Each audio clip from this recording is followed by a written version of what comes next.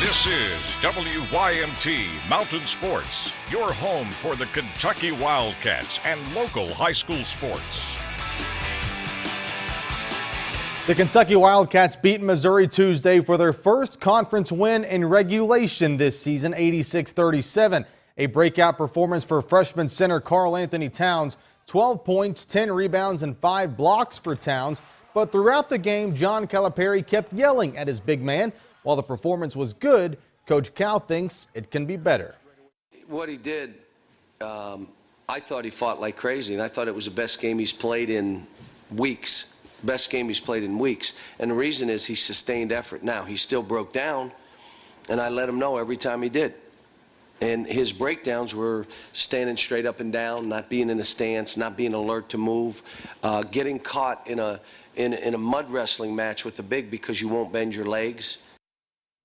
The midseason watch list for the John R. Wooden Award released today, and among the 25 players, Kentucky junior forward Willie Cauley-Stein. So far this season, Cauley-Stein is averaging 9.7 points and 6.8 rebounds for the Wildcats. He is also averaging just less than 2 assists and 2 blocks per game while shooting 57% from the field. Some other names included on the midseason watch list: former Wildcat Kyle Wilcher, now with Gonzaga, Louisville teammates Terry Rozier and Montrezl Harrell, and 2 other guys from the Southeastern Conference, forward Jordan Mickey from LSU and Arkansas forward Bobby Portis.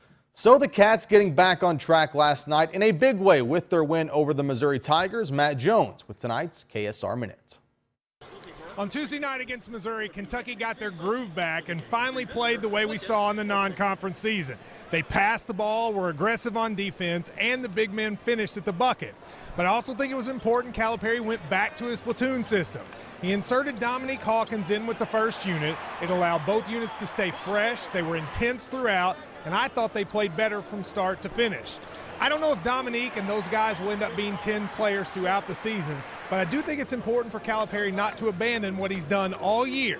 He sold this team on, we're going to play a platoon. And when Alex Poythress got hurt, that went away. Dominique Hawkins came in, fixed it, played well, and I hope he's here to stay. I'm Matt Jones, and this is the KSR Minute. Women's head coach Matthew Mitchell and the UK Hoops team begin live without Janae Thompson tomorrow when they host the Florida Gators. Thompson injured her ankle on Sunday versus South Carolina and will miss the remainder of the season. Mitchell says when it comes to injuries, his program has been very fortunate to not have to deal with any serious ones during the last few seasons.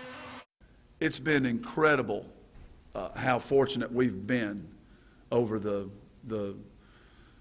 last 5 or 6 years as we've really been building this program into a nationally recognized program and have, done things that the Kentucky program had never done before. It's been amazing how fortunate we've been as far as injuries go.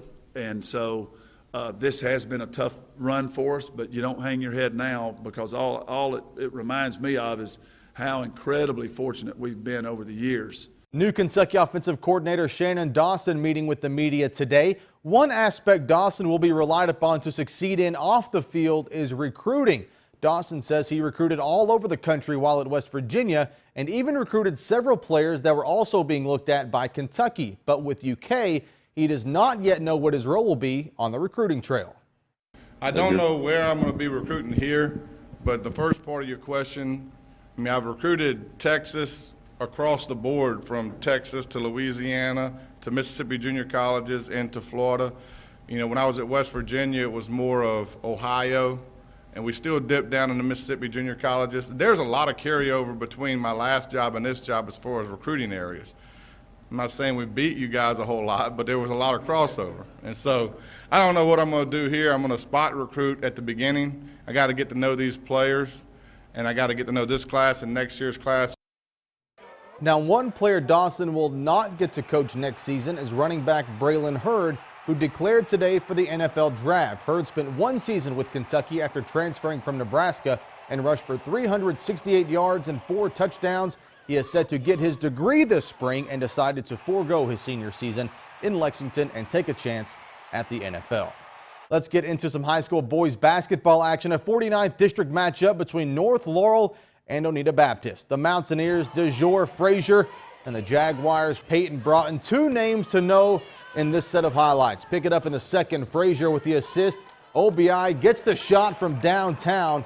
They go up 11. Jaguars put it up and a miss, but Jeffers gets the rebound, puts it in for North. Jags go into the half down 5.